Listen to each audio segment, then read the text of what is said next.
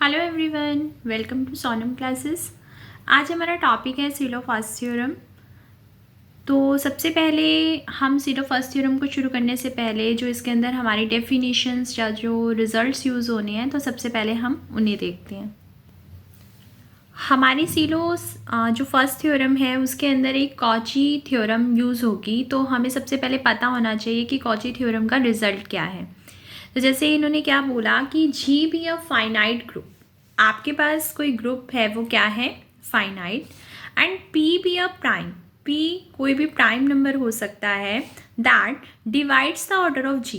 कहने का मतलब ये है कि अगर कोई प्राइम आपके जी के ऑर्डर को डिवाइड करता है, जी यानी कि ग्रुप, देन फिर हमारे पास एक रिजल्ट आता है कि जो जी है वो पी ऑर्डर का एक एलिमेंट जरूर रखेगा। तो ये हमारे थ्योरम में वहाँ रिजल्ट यूज़ होगा और ये फाइनाइट अबिलियन ग्रुप के लिए रिजल्ट होता है। तो एक तरह से यहाँ पर अबिलियन ग्रुप भी आएगा वहाँ पर, ठीक है। तो आपको ध्यान रखना है ये कॉची थ्योरम एक फाइनाइट अबिलियन ग्रुप की होती है। तो जी एक फाइनाइट अबिलियन ग्रुप होगा और पी कोई प्राइम जो कि जी के ऑर्डर को अगर डिवाइड कर रहा है, तो आपके पास ये जो पी है ना, इसी पी ऑर्डर का जी के अंदर क्या मिलेगा, कोई ना कोई एलिमेंट, यानी कि जी के अंदर जितने भी एलिमेंट होंगे हमें उससे कोई मतलब नहीं है क्योंकि जी फाइनाइट है, ठीक है, जितने होंगे होंगे। लेकिन ये रिजल्ट ये कहता है कि जी के पास एक एलिमेंट ऐसा ज़रूर है कि जिसका ऑर्डर क्या है, पी है, ठीक है। एक तो ये रिजल्ट हमारे थ्योरम में यूज़ होगा। एक और हमारे पास यूज़ होगा सेंटर ऑफ अ ग्रुप। एक ग्रुप का सेंटर क्या होता है, यानी कि वहाँ पर हमारे पास एक जेड जी चीज़ यूज़ होगी हमारे थ्योरम के अंदर। तो हमें पता होना चाहिए कि वो जेड जी हमारे पास है क्या। देखो क्या चीज़ कह रहे हैं कि जो जी है वो एक ग्रुप है, ठीक है। The set of all those elements of G, G के वो सभी एलिमेंट्स का set which commute with every element of the group is called the center of G and it is denoted by Z G. कहने का क्या मतलब है, ध्यान से सुनो। हमारे पास जी एक ग्रुप है, ठीक है। अब जी के सारे एलिमेंट नहीं लेने, जी के वो एलिमेंट हमारे जेड जी के अंदर जाएंगे जो कि जी के हर एक एलिमेंट के साथ क्या होंगे, कॉम्यूट होंगे। जैसे देखो ये हमारे पास हो गया एक जी, ठीक है। हमें इस जी के अंदर मान लो बहुत सारे एलिमेंट हैं, ठीक है। मान लो 10 हैं, 15 हैं, 20 हैं, कितने भी हैं। मान लो मैंने इनका नाम कुछ भी रख दिया एक बार, A1, A2, A3, A4, A5, A6, A7, A8, A9, A10, मान लो ये रखा। मुझे इस जी से क्या बनाना है, एक जेड जी। तो वो ये कह रहे हैं कि आपके जी से जेड जी के अंदर कौन से एलिमेंट जाएंगे, जो एलिमेंट आपके जी के सभी एलिमेंट के साथ कॉम्यूट होगा। मान लो मैं A1 एलिमेंट को उठाया, ठीक है। तो अगर ये A1 ये कहे कि मैं A1 के साथ भी कॉम्यूट होता हूँ, ऑफकोर्स अपने साथ भी चेक करेगा। अगर ये A1 कहे कि मैं A2 के साथ भी कॉम्यूट होता हूँ, अगर ये A1 कहे कि मैं A3 के साथ भी कॉम्यूट होता हूँ, मतलब इस तरह से ये A1 अगर यूं कहे कि मैं हर एक एलिमेंट के साथ कॉम्यूट होता हूँ, तो A1 किसके अंदर चला जाएगा, जेड जी के अंदर। फिर मान लो अगला एलिमेंट आया A2 मान लो कहे कि मैं A1 के साथ तो हो रहा हूँ, ठीक है। पर मान लो A2 मना कर देता है कि मैं A3 के साथ कम्यूट नहीं हो रहा। कम्यूट मतलब कि A2 की A3 से मल्टीप्लाई करें और A3 की A2 से करें, अगर वो सेम ना आ रही हो तो फिर A2 इसमें नहीं जाएगा। तो समझ गए, तो जेड जी के अंदर जी के ही एलिमेंट जाते हैं, लेकिन जी के वो एलिमेंट जाते हैं जो कि ग्रुप के हर एक एलिमेंट के साथ क्या होते हैं, कॉम्यूट। इसीलिए जब हम अपने यहाँ पर जेड जी की डेफिनेशन लिखेंगे तो जेड जी की डेफिनेशन में ये आएगा कि हमारे पास इसमें जी के वो एलिमेंट, यानी कि जी से हमने क्या उठाया, एक्स, जी के वो एलिमेंट आएंगे जो कि आपके हर एक एलिमेंट के साथ क्या हो जाएंगे, कॉम्यूट। मान लो बाकी एलिमेंट को मैंने y से रिप्रेजेंट कर दिया, तो x y is equal to में वाई एक्स। तो यहाँ पर जो y है वो क्या है, सारे g के एलिमेंट। तो g के ही एलिमेंट जेड जी में आएंगे, लेकिन कौन से, जो g के हर एक एलिमेंट के साथ क्या होगा, कॉम्यूट होगा। जैसे देखो हमने लिखा भी है जेड जी के अंदर जी के वो एलिमेंट है, हमने जेड से रिप्रेजेंट कर दिया और हर एक एलिमेंट को एक्स से रिप्रेजेंट कर दिया। वो तो नोटेशन है, आप किसी से भी रिप्रेजेंट करो, मीनिंग आपको क्लियर होना चाहिए। जी के वो एलिमेंट जो जी के हर एक एलिमेंट के साथ कॉम्यूट होगा वो किसके अंदर चला जाएगा, जेड जी में। तो अब एक चीज़ पता भी चल गई, देखो जेड जी के अंदर जी के वो एलिमेंट है जो कॉम्यूट होने की पावर रखते हैं। तो इसका मतलब क्या हो गया, जेड जी कैसा ग्रुप हो गया, जेड जी एक अबीलियन ग्रुप हो गया। अबीलियन ग्रुप, अबीलियन में कॉम्यूटेटिव प्रॉपर्टी होती है ना, तो जेड जी के पास स्पेशल वो बनी कॉम्यूटेटिव प्रॉपर्टी से रहा है। तो आपको ये पता होना चाहिए कि जो जेड जी है वो क्या है, अबीलियन है, क्योंकि वो भी हमारे थ्योरम के अंदर यूज होगा। अब देखो ये क्या है रिजल्ट, अगर एक ग्रुप अबीलियन है, अगर खुद ग्रुप क्या है, अबीलियन है, तो फिर वो ग्रुप जेड जी के ही क्या हो जाएगा, बराबर। क्योंकि आप खुद सोचो, अगर आपका जी खुद ही अबीलियन है तो इसका मतलब तो जी के हर एक एलिमेंट पहले से ही कॉम्यूट करते हैं। तो मतलब अगर हर एलिमेंट आपस में कॉम्यूट कर रहे हैं तो फिर जी तो सारे के सारे एलिमेंट किसको दे देगा, जेड जी को दे देगा। तो जी और जेड जी आपस में क्या हो जाएंगे, बराबर हो जाएंगे। एक और रिजल्ट है, जो जेड जी होता है वो क्या होता है, एक नॉर्मल सब ग्रुप भी होता है। क्या होता है, नॉर्मल सब ग्रुप। नॉर्मल सब ग्रुप क्या होता है, नॉर्मल सब ग्रुप में क्या है कि हमारे पास एक सब ग्रुप होगा, एक ग्रुप जी का, उस सब ग्रुप को हमें क्या बोलना है, नॉर्मल।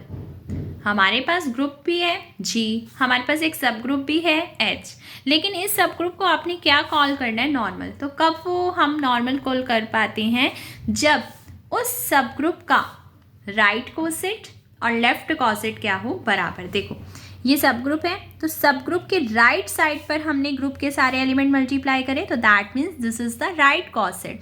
सब ग्रुप के लेफ्ट साइड पर हमने ग्रुप के सभी एलिमेंट मल्टीप्लाई करे, that means this is the left coset. और नॉर्मल सब ग्रुप क्या होता है, जब कोई सब ग्रुप का लेफ्ट कोसेट और राइट कोसेट इक्वल हो, हर एक एलिमेंट के, जी के हर एक एलिमेंट के लिए अगर इक्वल हो, तो फिर वो क्या बन जाता है, सब ग्रुप, नॉर्मल सब ग्रुप बन जाता है।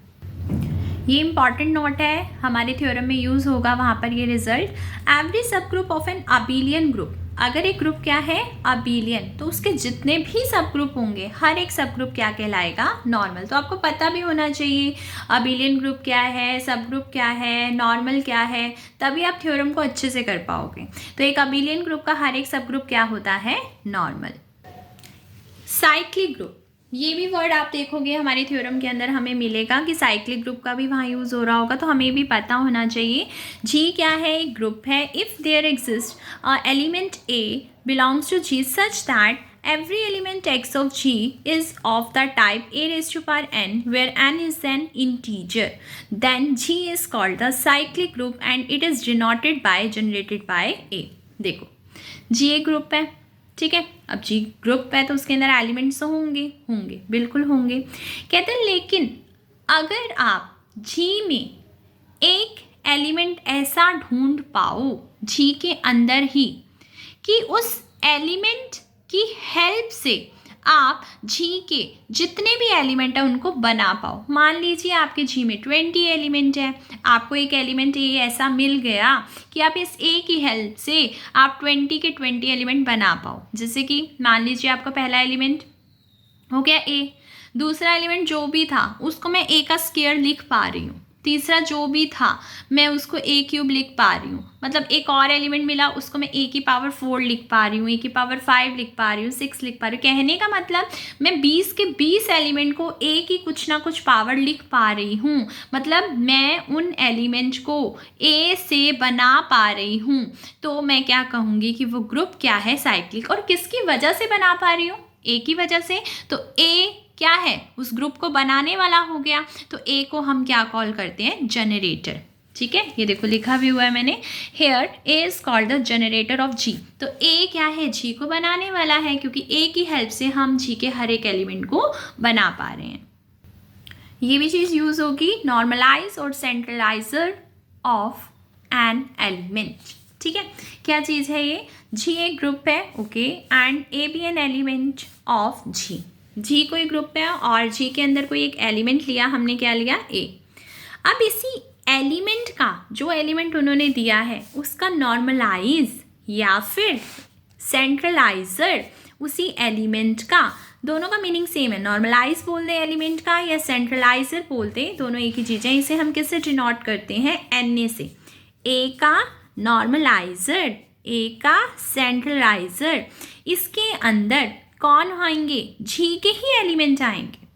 अब देखो किसका नॉर्मलाइजर निकाल रहे हो आप, ए का, तो आपने क्या करना है, जी के पास जाना है और जी का जो जो एलिमेंट इस ए के साथ कॉम्यूट होने के लिए एग्री करें वो एलिमेंट किस में आते जाएंगे, एन ए में। समझ गए, मतलब हमारे पास जी में मान लो बहुत सारे एलिमेंट है, हमने पहले एलिमेंट को उठाया, चेक किया क्या वो ए के साथ कम्यूट हो रहा है, कह रहा है येस, तो हमने उसको एन ए में भेज दिया।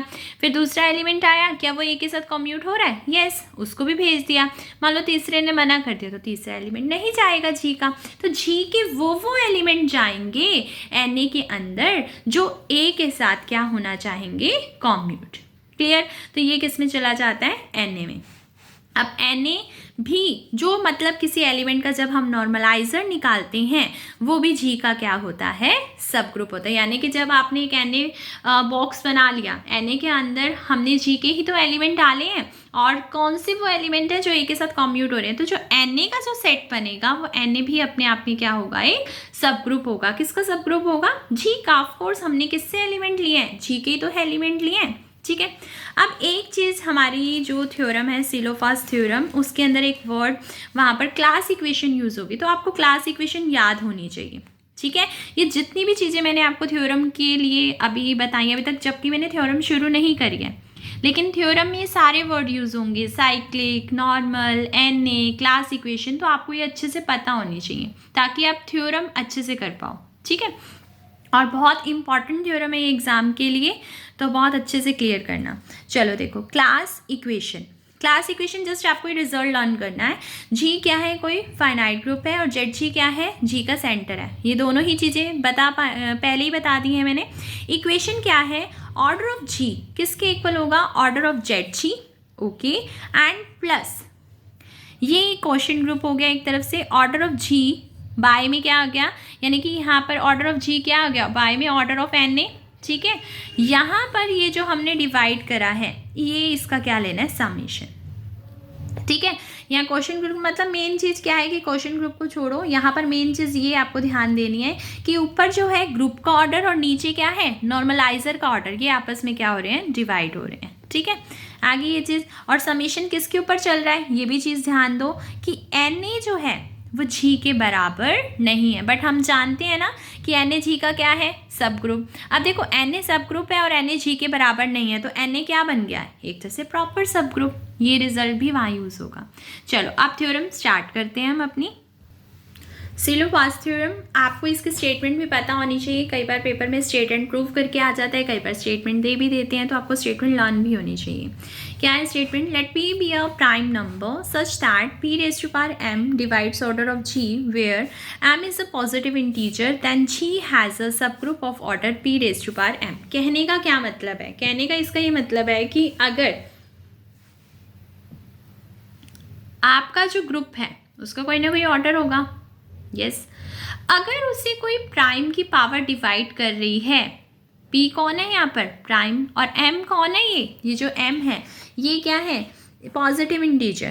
तो कहते हैं कि अगर कोई प्राइम की पावर आपकी ग्रुप के ऑर्डर को डिवाइड कर रही है, तो जिस प्राइम की पावर ने आपके ग्रुप के ऑर्डर को डिवाइड किया है, तो आपको ये प्रूव करना है कि उस ग्रुप के पास उसी ऑर्डर का जिसने डिवाइड किया है, डिवाइड किसने किया है, p की पावर m ने, तो आपको p की पावर m ऑर्डर का ही क्या मिलेगा, सब ग्रुप मिलेगा। तो g के पास एक सब ग्रुप ऐसा ज़रूर होगा जो सब ग्रुप का ऑर्डर क्या बन जाएगा, p की पावर m। मान लीजिए आपके ग्रुप को डिवाइड किया 2 की पावर 3 ने, ठीक है, तो 2 की पावर 3 ऑर्डर का आपके g के पास एक सब ग्रुप जरूर होगा। वो ये कह रहा है कि जो डिवाइड कर रहा है, जो प्राइम की पावर डिवाइड कर रही है, उसी प्राइम की पावर का आपके जी को एक सब ग्रुप जरूर मिलेगा। तो ये चीज़ आपको प्रूव करनी है। चलो अब हम अपनी थ्योरम स्टार्ट कर रहे हैं। तो हम अपने ग्रुप के ऑर्डर पर इंडक्शन से अपनी थ्योरम को प्रूव करेंगे। देखो सबसे पहले तो हमने क्या ले लिया, if order of G is 1। अब आप खुद सोचो कि अगर ग्रुप का ऑर्डर 1 है तो ग्रुप के अंदर एक ही तो एलिमेंट है, वो कौन हुआ? वो आइडेंटिटी हुई। और आप जानते हो कि हमारे ट्रिवियल सब ग्रुप तो कौन होते हैं? एक आइडेंटिटी वाला और एक जी खुद है। इस टाइम तो जी भी खुद आइडेंटिटी ही है, तो जी के पास खुद ही सब ग्रुप कौन हो गया? जी ही हो गया। तो यहाँ पर तो जो खुद वो ऑर्डर ले रहा था और जो सब ग्रुप है वो ऑर्डर 1, तो 1 का तो 1 से मतलब जो ग्रुप भी आइडेंटिटी वाला है तो सब ग्रुप और कोई कैसे बन सकता है? सब ग्रुप तो आइडेंटिटी वाला बनेगा ही बनेगा। तो यहाँ पर हमें कुछ भी प्रूव करने की नीड नहीं है जब ग्रुप का ऑर्डर क्या है? 1। इसका मतलब हमें इससे आगे चलना है, ठीक है। तो मेन चीज़ क्या है कि हमने 1 ऑर्डर को क्यों दिखाया? भाई आइडेंटिटी तो है ही है, और आइडेंटिटी है तो हम सब जानते हैं कि ट्रिवियल सब ग्रुप कौन होगा? वो खुद जी ही होगा। अब जी खुद ही आइडेंटिटी है तो ट्रिवियल सब ग्रुप भी कौन हो गया? वही जी जो आइडेंटिटी वाला है। इसीलिए हमने स्पेशल लिखा देन नथिंग टू प्रूव। तो यहाँ तो हमें कुछ प्रूव करना है नहीं। अब हम आगे चलते हैं। As our induction hypothesis we assume that, हम ये एज्यूम करते हैं कि हमारी जो थ्योरम है वो ट्रू है for all groups of order less than order of G. यानी कि हमारा जी का जो भी ऑर्डर है हम नहीं जानते क्योंकि हमें पता ही नहीं है जी क्या है हमारा, बट हाँ ये है कि यस जो जी है वो एक फाइनाइट ग्रुप होगा। तो हमने क्या कहा, चलो भाई जी का जो भी ऑर्डर है ना उस ऑर्डर से कम ऑर्डर के आपको कभी भी कोई ग्रुप दिख जाए तो आप ये मान लो कि ये थ्योरम क्या है? ट्रू है, ठीक है। मान लो आपके ग्रुप का ऑर्डर 20 है और आपको 18 ऑर्डर वाला मिल रहा है, तो 18 मतलब ये इंडक्शन क्या कहना चाहती है कि 18 के लिए हम ये मान के चल रहे हैं कि हमारी थ्योरम प्रूव है। 17 के लिए भी प्रूव है, 16 के लिए भी प्रूव है, 15 के लिए भी ट्रू है। अगर हमारा ग्रुप का ऑर्डर मान लो 20 है तो हमने 20 से छोटे वाले जितने भी कम ऑर्डर के थे सबके लिए ट्रू है, ठीक है। तो यहाँ पर क्या चीज़ आई कि जी का जो भी ऑर्डर है हम उससे कम ऑर्डर वाले जितने भी ग्रुप होंगे उसके लिए थ्योरम को क्या मान के चल रहे हैं? ट्रू मान के चल रहे हैं। In other words, we have assumed that if G dash is a group such that order of G dash is less than order of G, वही बात बन गई ना कि G से कम ऑर्डर का एक ग्रुप मिल गया G डैश, तो हम G डैश के लिए थ्योरम को क्या मान के चल रहे हैं? ट्रू मान के चल रहे हैं। इसका मतलब क्या है कि अगर G डैश को कोई प्राइम का ऑर्डर डिवाइड कर रहा है तो G डैश को एक सब ग्रुप जरूर मिलेगा प्राइम यानी कि P की पावर K का। समझ गए आप? यानी कि आपने ये कहा ना कि भाई जी से कम के लिए हम थ्योरम को ट्रू मान लिया, तो कहते चलो भाई अगर मान लो जी से कम एक जी डैश मिला तो जी डैश ये बात मानेगा? हाँ मानेगा। अगर जी डैश को कोई प्राइम की पावर डिवाइड कर रही है तो हमें प्रूव नहीं करना, तो हमने लिख देना भाई जो जी डैश है वो पी की पावर के का ऑर्डर का क्या रखेगा? एक सब ग्रुप रखेगा। क्यों? क्योंकि पी की पावर के से आप डिवाइड करा रहे हो। क्लियर? तो हमने ये अपनी इंडक्शन हाइपोथेसिस मान ली। चलो अब जब आपको जी से कम ऑर्डर का दिखेगा तो जो प्राइम की पावर आपके उस कम ऑर्डर वाले को डिवाइड कर रही होगी तो उसको एक सब ग्रुप उसी प्राइम की पावर वाले का मिलेगा, ठीक है। अब we shall prove that result for G, for this we consider two cases separately। अब जो है हम दो केस को कंसीडर करेंगे, दो अलग अलग केस डिस्कस करेंगे, ठीक है। हम दो जो केस ले रहे हैं उसमें क्या ले रहे हैं कि हम ना कोई p की पावर m ले रहे हैं, ठीक है। एक बार हम ये मान के चलेंगे कि ये p की पावर m एक प्रॉपर सब ग्रुप को डिवाइड करती है, जो ग्रुप का जो भी प्रॉपर सब, और एक बार ये मान के चलेंगे कि p की पावर m प्रॉपर सब ग्रुप को डिवाइड नहीं करती। मतलब हम दोनों ही केस डिस्कस करके चल रहे हैं, ठीक है भाई। जी का जो भी प्रॉपर सब ग्रुप होगा तो हम मानकर चल रहे हैं कि एक बार p की पावर m यानी कि प्राइम की कोई पावर m जो p की पावर m है वो सब प्रॉपर सब ग्रुप को डिवाइड करती है, और एक में मान के चलेंगे कि प्रॉपर सब ग्रुप को डिवाइड नहीं करती। तो दोनों ही केस मान ली, क्योंकि हमें क्या पता करती है कि नहीं करती। तो हम जब प्रॉपर सब ग्रुप को डिवाइड करते हैं उसका भी केस डिस्कस करेंगे, और जब प्रॉपर सब ग्रुप को डिवाइड नहीं करती तो उसका भी केस डिस्कस करेंगे। तो सबसे पहले केस नंबर 1 में हमने ये लिया कि p की पावर m जो है एक प्रॉपर सब ग्रुप को डिवाइड करती है भाई, ठीक है। फिर जी के पास गए, जी को का अपना प्रॉपर सब ग्रुप दो, तो उन्होंने उसका नाम बता दिया h। मान लीजिए हमने h ले लिया।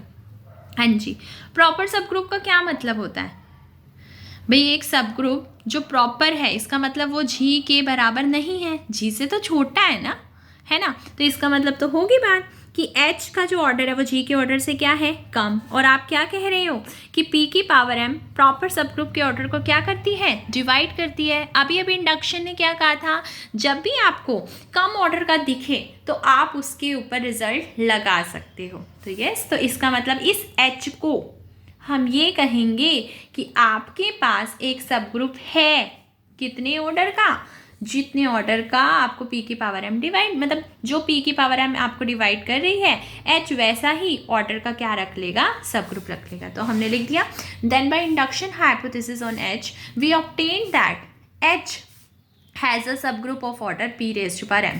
अभी ब्रैकेट में एंड हैंस g क्यों लिखा है, ये इसलिए लिखा है, देखो आपको तो असली थ्योरम g के लिए प्रूव करनी है ना। अब आप खुद सोचो, यहाँ पर है हमारा g और यहाँ है ये h, और ये h कह रहा है कि मुझे अंदर क्या मिल गया, एक सब ग्रुप मिल गया जिसका ऑर्डर क्या है, p की पावर m। तो एक बात बताओ, ये अगर h का सब ग्रुप है तो फिर g का नहीं हुआ क्या, हुआ। इसका मतलब अगर h p की पावर m ऑर्डर का एक सब ग्रुप रख रहा है तो फिर g भी रखेगा, इसीलिए ब्रैकेट में क्या लिखा है, एंड हैंस g। तो एक केस तो सही हो गया कि भाई अगर आपकी p की पावर m अगर g के प्रॉपर सब ग्रुप को डिवाइड करेगी तो थ्योरम खत्म। पर ये भी तो हो सकता है ना कि p की पावर m जो आपके प्रॉपर सब ग्रुप को डिवाइड ना करे। सो हम केस नंबर 2 डिस्कस करते हैं। तो हमने मान लिया कि yes, if p raise to power m does not divide the order of any proper subgroup of g।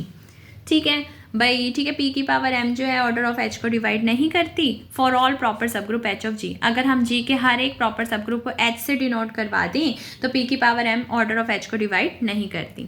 अब देखो क्लास इक्वेशन का रिजल्ट यहाँ पर यूज़ होगा। तो आपको मैंने अभी अभी क्लास इक्वेशन बताई थी कि वो रिजल्ट आपको एज इट इज़ याद करना है। क्या था, g एक फाइनाइट ग्रुप था और आपको पता है जेड जी अबिलियन होता है, और आपको ये रिजल्ट मैंने दिखाया था। आपको एज इट इज़ ये क्लास इक्वेशन लिखनी है। इसमें order of g is equal to order of Z G plus में समेशन किस पर चल रहा है, जब एन ए हमारा g के बराबर नहीं है, और ऑर्डर ऑफ g बाय में ऑर्डर ऑफ एन ए। ये आपको as it is just class equation लिखनी है। अब देखो स्पेशल उस समीशन पर क्या था, नीचे एन ए जी के बराबर नहीं है, और मैंने आपको जब वो क्लास इक्वेशन का रिजल्ट दिखाया था और स्पेशल एन ए पर एक चीज़ दिखाई थी कि एन ए सब ग्रुप होता है जी का, बिल्कुल होता है, लेकिन एन ए क्या कह रहा है कि मैं तो जी के बराबर नहीं हूँ। इसका मतलब एन ए क्या बन गया, प्रॉपर सब ग्रुप। और अभी अभी आपने क्या चीज़ बोली है कि p की पावर m किसी भी प्रॉपर सब ग्रुप को ऑर्डर को डिवाइड नहीं करेगी। तो अब इस केस के अकॉर्डिंग तो p की पावर m फिर हमारे ये जो n ए का जो ऑर्डर है इसको भी डिवाइड नहीं करेगी, नहीं करेगी ना। ठीक है, चलो भाई अब एक चीज़ ध्यान से सुनना। अगर मान लो मैं इतनी चीज़ लिख दूँ कि order of g is equal to order of g, क्या कोई प्रॉब्लम है? नो भाई, ऑर्डर ऑफ g के बराबर होता है। अगर मैं इसी की 2 से मल्टीप्लाई 2 से डिवाइड कर दूँ तो क्या कोई दिक्कत आएगी? नहीं आएगी। अब हमने देखो क्या किया, ये जो हमारा ऑर्डर ऑफ g था, ये ऑर्डर ऑफ g था, ऑर्डर ऑफ एन ए से मल्टीप्लाई भी करती, ऑर्डर ऑफ एन ए से डिवाइड भी करती, कोई प्रॉब्लम तो नहीं है ना? नहीं है। चल अब ध्यान से देखो, हमारे गिवन में क्या था कि p की पावर m g के ऑर्डर को डिवाइड करती है। अब ध्यान से सुनना, बहुत इंपॉर्टेंट चीज़ है। ये लेफ्ट हैंड साइड और ये राइट हैंड साइड जो कि दोनों आपस में क्या है, इक्वल। p की पावर m कहती है कि मैं इस लेफ्ट हैंड साइड को डिवाइड करती हूँ।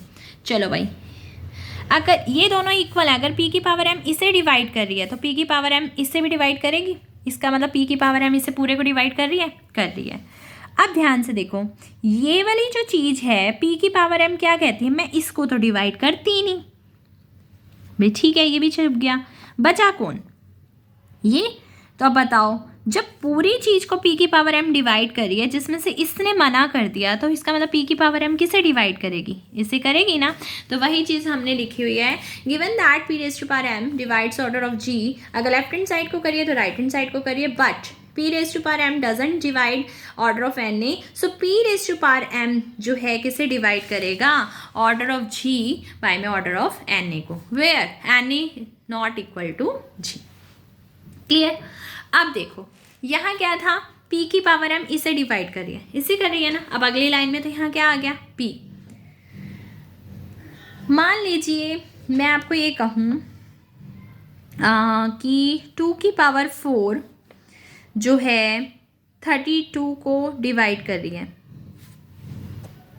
ऑफ कोर्स करती है ना। 2⁴ क्या होता है, 2 × 2 = 4, 4 × 2 = 8, 8 × 2 = 16 और 16 × 2 = 20, यानी कि 16 32 को डिवाइड करता है।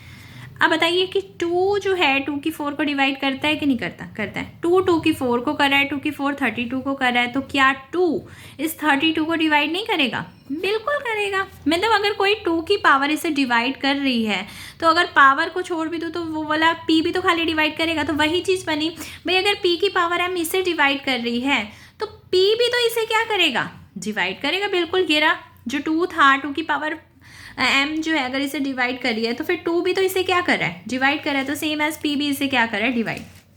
अब p इसको डिवाइड कर रहा है, ठीक है।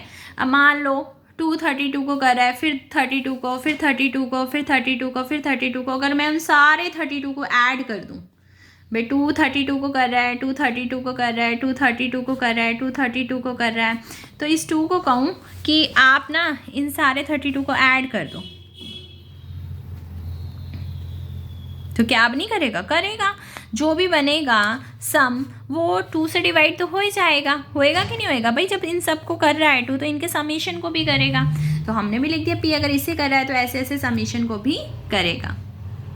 और Na के पास क्या क्वालिटी थी कि Na G के बराबर नहीं था, ठीक है। यहाँ तक पहुँच के अब आप एक चीज़ याद रखो कि वो जो क्लास इक्वेशन थी वो रिजल्ट आपको याद है ना, ये देखो दोबारा दिखा देती हूँ, है ना। ये अभी भी आपने क्या कहा कि p इसे डिवाइड करता है, इसे, है ना।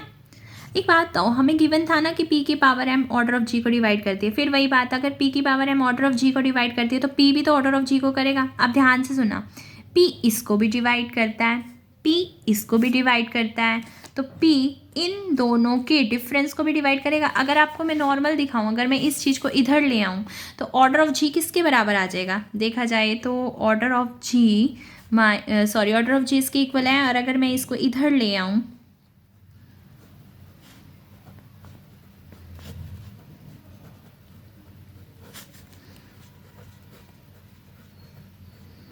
यही चीज़ बनी ना, है ना। ये जो चीज़ है यानी कि ऑर्डर ऑफ जेड जी इस दोनों के डिफरेंस के बराबर है। अब मैं आपको दिखाती हूँ, देखो लास्ट यहीं तक की थी ना अभी थ्योरम कि p इसको डिवाइड करता है। देखो आगे लिख दिया कि p ऑर्डर ऑफ g को भी करता है, p समेशन को भी करता है, तो p इन दोनों के डिफरेंस को भी करेगा। और इन दोनों का डिफरेंस अभी अभी आपको मैंने दिखाया है कि क्या है, order of Z G first equation से। वही हमारी जो क्लास इक्वेशन है वो हमारी कौन है, फर्स्ट इक्वेशन। इसको हम फर्स्ट इक्वेशन नाम दे देते हैं, फर्स्ट इक्वेशन से आई। अब देखो p ने क्या कर दिया, ऑर्डर ऑफ जेड जी को डिवाइड किया। हाँ जी, अब कोची थ्योरम जो आते ही मैंने आपको जो पहला रिजल्ट दिखाया था कोची थ्योरम का ही दिखाया था, उसके अंदर क्या था कि अगर g एक फाइनाइट अबिलियन ग्रुप हो और g के ऑर्डर को अगर कोई प्राइम का ऑर्डर डिवाइड कर रहा हो तो उस ग्रुप के अंदर भी उस p ऑर्डर का एक एलिमेंट ज़रूर होगा। अब यहाँ पर बताओ, हाँ, आपके p को कौन डिवाइड, ये जो आपका p है वो किसके ऑर्डर को डिवाइड कर रहा है, जेड जी के। हाँ जी, जेड जी अबिलियन होता है कि नहीं होता, बताया था, क्योंकि जेड जी कॉम्यूटेटिव प्रॉपर्टी के हेल्प से ही बनता है ना। तो जेड जी अबिलियन भी है, तो इसका मतलब जेड जी जो है एक फाइनाइट अबिलियन ग्रुप हो गया। जब ग्रुप भी फाइनाइट है तो जेड जी उसी के अंदर से आया है, तो इसका मतलब ये फाइनाइट अबिलियन ग्रुप हो गया। और इस जेड जी को कोई पी भी डिवाइड कर रहा है, तो इस जेड जी के पास ये पावर है कि नहीं है कि इसके पास एक एलिमेंट ऐसा ज़रूर होगा जिसका ऑर्डर क्या होगा, पी। अब इस जेड जी को मैंने ये कहा कि आप वो एलिमेंट बताओ कौन है, तो एक एलिमेंट हमने नाम क्या रख दिया, ए। लेकिन ये ए जो है आइडेंटिटी के बराबर नहीं होगा, ठीक है। क्यों आइडेंटिटी के बराबर नहीं होगा, क्योंकि आइडेंटिटी का ऑर्डर क्या होता है, 1। तो भाई यहाँ तो हमने उस एलिमेंट के ऑर्डर को ये कहना है कि आपका ऑर्डर p है, तो हमने a को क्या कहा कि आप जो एलिमेंट एग्जिस्ट कर रहे हो उस a का ऑर्डर क्या है, p। और a का ऑर्डर p है तो इसका मतलब क्या होता है, इसकी पावर p करके आंसर क्या आएगा, आइडेंटिटी। ठीक है, आप ये भी लिख सकते हो सच दैट करके order of A is equal to P. Clear हो गया। देखो कोशी थ्योरम लग गई ना यहाँ पर कि क्योंकि जेड जी को कोई प्राइम डिवाइड कर रहा है और जेड जी एक फाइनाइट अबिलियन ग्रुप है, तो जेड जी एक एलिमेंट ऐसा ज़रूर रखेगा जिसका ऑर्डर क्या है, पी। तो वो हमने एलिमेंट क्या मान लिया, ए। लेकिन ये आइडेंटिटी नहीं है। और ये कहाँ से आया, जेड जी के अंदर ऐसा एग्जिस्ट करता है, हमने ये कहा। चलो अब आगे चलते हैं। आ गया साइक्लिक भी आ गया। क्या किया, अब हमने क्या किया, इस जी का ये थोड़ा सा आपको ध्यान रखना पड़ेगा कि यहाँ साइक्लिक सब ग्रुप लेकर चलना पड़ेगा। अब आपने क्या करना है, आपको इस ए का ही यूज़ करना है। ठीक है, आपको पता है पीछे नॉर्मलाइजर ऑफ ए भी यूज़ हो रहा था, एन ए भी, तो आपको इस ए के ऊपर ही फोकस करना है। अब हम क्या करेंगे कि जी का ना एक साइक्लिक सब ग्रुप बनाएंगे। अब साइक्लिक आपको मालूम ही है, ऐसा जो कि ग्रुप के हर एक एलिमेंट को उससे बनाया जा सके। तो हम क्या कह रहे हैं कि जी को ये कह रहे हैं कि आप ना एक साइक्लिक सब ग्रुप बना लो जो कि ए से ही जनरेट हो रहा है। तो हमने क्या किया, ए से ही जनरेट होने वाला जी का एक साइक्लिक सब ग्रुप ले लिया। तो इसका मतलब क्या हो गया कि के अगर ए से जनरेट हो रहा है तो दैट मीन्स कि के अंदर क्या होंगे, सारे एलिमेंट क्या रख कर रहे होंगे, ए की ही पावर्स में होंगे। और हमने इस तरह से जनरेट करवाया, खुद ऐसा बनाया है कि के का ऑर्डर क्या है, पी है। ध्यान से, मतलब हम इस ए और पी का कनेक्शन रख रहे हैं। ठीक है, अब ध्यान से सुनो, ए जी जेड जी में अभी अभी एग्जिस्ट हुआ था ऊपर, ऐसा हमने क्या कराया था, एग्जिस्ट करवाया था एक एलिमेंट। अब देखो ए के का तो है ही है क्योंकि के से तो जनरेट हो रहा है। अब आप खुद सोचो, अगर ए जो है हमारे पास के का है और ए जेड जी के पास भी है, अब कोई चीज़ के में भी है और जेड जी में भी, तो के का हर एक एलिमेंट किस में जा रहा है, जेड जी में जा रहा है। तो जो के है वो सबसेट हो जाएगा किसका, जेड जी का। ए के का भी है और फिर ए क्या कहता है, मैं जेड जी का भी हूँ। तो इसका मतलब के का जो हर एक एलिमेंट है वो किसके अंदर जा रहा है, जेड जी में जा रहा है। समझ गए, के का हर एक एलिमेंट किस में जा रहा है, जेड जी में जा रहा है। तो के किसका सबसेट हो गया, जेड जी का सबसेट हो गया। अब देखो, हम जानते हैं कि जेड जी एक अबिलियन ग्रुप है, बिल्कुल है। और आपको क्या रिजल्ट बताया था, अबिलियन का सब ग्रुप नॉर्मल सब ग्रुप होगा। जो जेड जी है, जेड जी का भी सबसेट कौन आया, के, और के क्या है, जी का सब ग्रुप, और के जेड जी से छोटा हो गया या उसके इक्वल हो गया। तो जो के है वो जेड जी का सब ग्रुप है, और क्योंकि जेड जी क्या है, अबिलियन, तो बताइए वो के नॉर्मल बना कि नहीं बना, बन गया ना, क्योंकि हमने क्या पढ़ा था, अबिलियन का सब ग्रुप क्या कहलाता है, नॉर्मल, और के जेड जी का क्या है, सब ग्रुप है। और क्योंकि जेड जी क्या है, अबिलियन, तो के क्या हो गया, नॉर्मल सब ग्रुप। ये जो नोटेशन है ये किसकी होती है, नॉर्मल सब ग्रुप की। तो के क्या हो गया, नॉर्मल सब ग्रुप। अब आपको पता है क्वेश्चन ग्रुप कैसे बनता है, ऊपर ग्रुप नीचे उसका नॉर्मल सब ग्रुप। तो इसका मतलब जी मॉड के हमारा वेल डिफाइंड हो गया। भाई क्वेश्चन ग्रुप तभी तो बनेगा जब ऊपर ग्रुप और नीचे उसका क्या हो, नॉर्मल सब ग्रुप। तो के एक नॉर्मल सब ग्रुप है किसका, जी का। तो जी मॉड के क्या बन गया, हमारा क्वेश्चन ग्रुप। अब क्वेश्चन ग्रुप का ऑर्डर देखो, ऊपर जी का ऑर्डर, नीचे के का ऑर्डर। हाँ जी, जी का ऑर्डर तो ठीक है, के का ऑर्डर जब आपने के बनाया था तो उसको क्या कहा था कि के का ऑर्डर क्या है, पी है। ये देखो, हमने जब के बनाया था तो उसको क्या कहा था, के का ऑर्डर क्या है, पी है। अब ध्यान से देखो, ये जो ऑर्डर ऑफ जी मॉड के है, ये चीज़ आई, पी पुट किया। अब आप खुद सोचो, जी का ऑर्डर कुछ भी हो, पी से जब वो डिवाइड होगा तो कुछ तो घटेगा ना। मान लीजिए जी का ऑर्डर, मान लीजिए एक बार कुछ भी मान लेते हैं, 32 है और मैं कह रही इसे 2 डिवाइड कर रहा है। ये जी का ऑर्डर, ये भी जी का ऑर्डर, और इसे कोई प्राइम पी डिवाइड कर रहा है, तो 32/2 32 से तो कम ही होगा ऑफ कोर्स। जब ये कट जाएगा तो ये चीज़ छोटी होगी ना। तो that means order of G mod K जो है ऑर्डर ऑफ जी से क्या हो गया, छोटा। अब वही आ जाओ, इंडक्शन हाइपोथेसिस क्या कहा था, जब भी ग्रुप से छोटा कोई भी मिलेगा और उससे जो प्राइम की पावर डिवाइड करेगी तो उसके पास उसी प्राइम की पावर के ऑर्डर का एक सब ग्रुप ज़रूर होगा। तो अब जी मॉड के मिल गया, जी मॉड के किससे छोटा है, का इसका ऑर्डर किससे छोटा है, जी से। तो we can apply the induction hypothesis on G mod K. अब क्योंकि पी की पावर एम को कौन डिवाइड करता था, जी। अब पहले ये पता तो करें भाई हमारे जी मॉड के को कौन सी प्राइम की पावर डिवाइड करती है, तभी तो उसके ऊपर इंडक्शन हाइपोथेसिस लगाएंगे। तो हमने क्या कहा, पी की पावर एम किसे डिवाइड करती है, ऑर्डर ऑफ जी को, दोनों की पी से डिवाइड कर दी। ये क्या बन गया, पी की पावर m-1, और ये क्या बन गया, order of G by P. अभी ये आपने बोला कि order of G by P जो है ये वाली चीज़ इसके इक्वल, ये इसके इक्वल, तो order of G by P किसके इक्वल हो गया, ऑर्डर ऑफ जी मॉड के।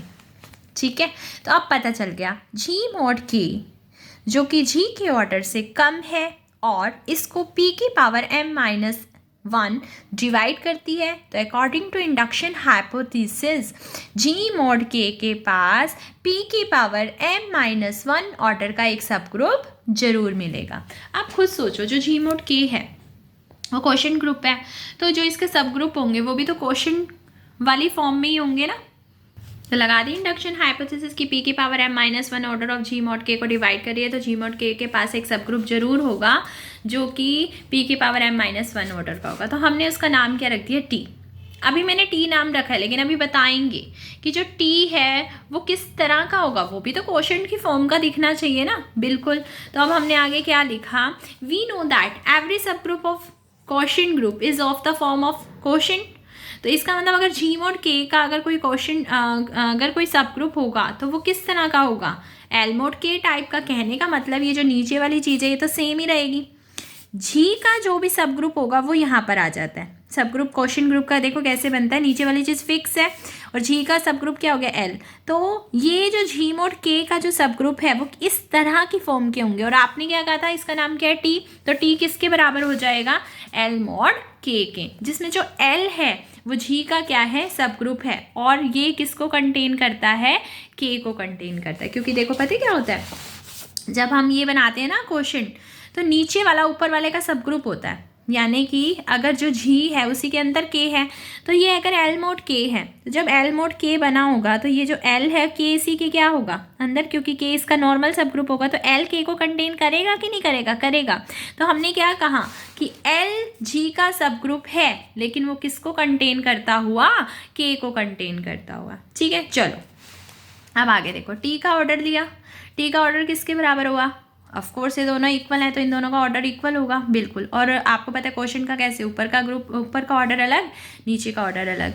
हाँ जी, तो ऑर्डर ऑफ टी किसके बराबर बन गया, ऑर्डर ऑफ एल बाय में ऑर्डर ऑफ के। ठीक है, अब ध्यान से देखो, हमने ऑर्डर ऑफ एल की वैल्यू निकाली तो क्रॉस मल्टीप्लाई कर दी, तो ऑर्डर ऑफ एल की वैल्यू किसके बराबर आ गई, ऑर्डर ऑफ टी इंटू में ऑर्डर ऑफ के। ठीक है, तो ऑर्डर ऑफ टी की वैल्यू क्या है, देख लो। ऑर्डर ऑफ टी की वैल्यू हमने अभी अभी बनाई थी, यहाँ से ये क्या थी, ऑर्डर ऑफ टी की वैल्यू क्या थी, ऑर्डर ऑफ पी की पावर m-1। ठीक है, तो फाइनली ऑर्डर ऑफ एल हमारा निकल आया, order of T into order of के। ऑर्डर ऑफ टी की वैल्यू क्या है, p raise to power m-1, और ऑर्डर ऑफ के की वैल्यू क्या है, p base same power at p की पावर m हो गया। तो l का ऑर्डर क्या हो गया, p की पावर m। अब ध्यान से देखो, हमने l को क्या लिखा था, focus on this L. L is a subgroup of G containing K. L G का क्या है, सब ग्रुप। और अभी अभी L ने क्या कहा कि उसका ऑर्डर क्या है, P की पावर M। तो बताओ G को P की पावर M ऑर्डर का सब ग्रुप मिला कि नहीं मिला, मिल गया।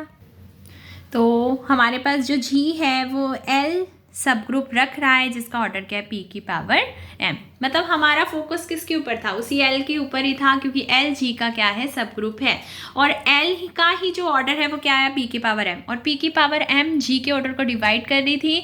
और थ्योरम ने ये कहा था कि अगर जो G के ऑर्डर को जो प्राइम की पावर M जो है, मतलब P की पावर M डिवाइड कर रही है, उसी ऑर्डर का सब ग्रुप लेकर आओ। तो हमने G को एक सब ग्रुप दिया L, जिसका ऑर्डर क्या, P की पावर M। तो फाइनली हमारी ये थ्योरम यहाँ पर फिनिश हो गई। अगर आपको अच्छे से समझ आया, आपको अच्छा लगा तो कमेंट सेक्शन में ज़रूर बताना। बाय।